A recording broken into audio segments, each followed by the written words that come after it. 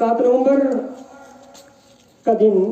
Bharat scout guide flag day के रूप में मनाया जाता है, जिसे हम Bharat scout guide foundation day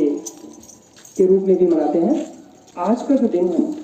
ये scout guide movement specially Bharat के कंटेक्स्ट में हम इस पे बात करते हैं, चर्चा करते हैं। स्काउट गाइड की मूवमेंट की शुरुआत लॉर्ड बैडन पाउल ने की थी। आज जो फाउंडेशन डे, भारत का स्काउट और जो गाइड, जो दो अलग यूनिट्स थी, आज इसका यूनियन हुआ था, इसका विलय हुआ था। मैं थोड़े से इसके हिस्टोरिकल बैकग्राउंड, ऐतिहासिक पृष्ठभूमि पर मैं जाऊं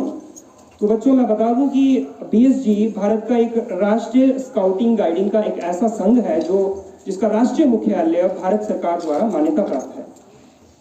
स्काउटिंग की स्थापना भारत में सन 1909 में स्काउट एसोसिएशन की एक विदेशी शाखा के रूप में की गई थी और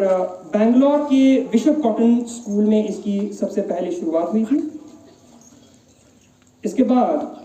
भारत में गाइडिंग की शुरुआत हुई थी 1911 में और मूल भारतीयों के लिए गाइडिंग की, स्काउटिंग की और गाइडिंग की शुरुआत 1913 में विवियन बोस, मदन मोहन, हृदयनाथ कुंजरू,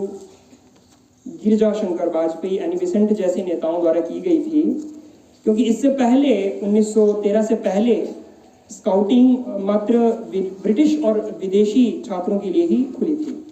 और 1918 में रोवर सेक्शन की शुरुआत की गई और 1938 में